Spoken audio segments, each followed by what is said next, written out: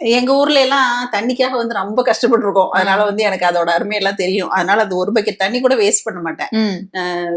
Purify ஆகி waste water வரும் இல்லையா, அந்த தண்ணியை வந்து நான் செடிக்கு ஊத்திடுவேன். இல்லைன்னா சமயத்துல கை கழுவுறதுக்கு, சிங்க் கழுவுறதுக்கு இதுக்கெல்லாம் யூஸ் பண்ணிடுவேன். அதனால அந்த பக்கெட்ல தண்ணி இங்க இருந்துட்டே தான் இருக்கும் எப்பயுமே.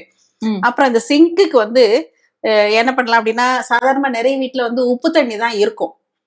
நீட்டா மெயின்டைன் பண்ண முடியாது. அந்த சார வெள்ளை வெள்ளையா இருக்கும்னு சொல்லுவாங்க. ஆமா.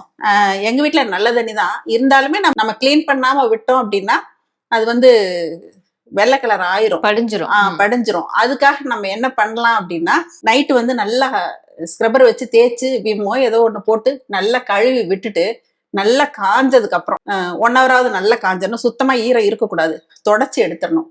அதுக்கப்புறமா ஒரு பனியன் கிளாத் வச்சுட்டு அதுல தேங்காய் எண்ணெயை தொட்டுட்டு அப்படியே ஃபுல்லா தொடச்சு விட்டு எடுத்து வைப்பேன். இது வந்து எப்ப வீக்லி ஒன்ஸ் பண்ணுவீங்களா? இல்ல, இது ஒரு 10 days ஒன்ஸ் அந்த மாதிரி பண்ணிடுவேன். ஓகே.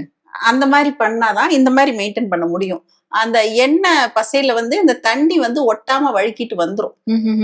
நீட்டா மெயின்டைன் பண்ணிக்கலாம். ஓகே. இந்த கேள்வி நான் கேட்கலாமான்னு தெரியல. பட் தென் எல்லா வீட்லயுமே இப்ப நம்ம என்னதான் வீட்டுல சமைச்சாலும் மோஸ்ட்லி ஒரு வாரத்துல அட்லீஸ்ட் 2 வாட்டியாவது வெளியில வாங்கி சாப்பிடுறது அப்படிங்கிறது ஒரு ஃபேஷன் மாதிரி ஆயிடுச்சு. நீங்க எப்படி ஹோட்டல்ஸ்ல வாங்குவீங்களா அதிகமா, இல்ல ஃபுல்லா வீட்டுல தான்? ஹோட்டல்ல சாப்பிட மாட்டீங்களா? ஹோட்டல்ல பெரும்பாலும் சாப்பிட மாட்டேன். எங்க போனாலும் சாப்பாடு கட்டிட்டு போயிருவேன். ரேரா தவிர்க்க முடியல, அங்க 2 நாள் தங்கணும் அப்படிங்கிற பட்சத்துலதான் சாப்பிடுவேன். இல்லைன்னா வந்து கையில நான் எப்பயுமே எடுத்துட்டு போயிருவேன்.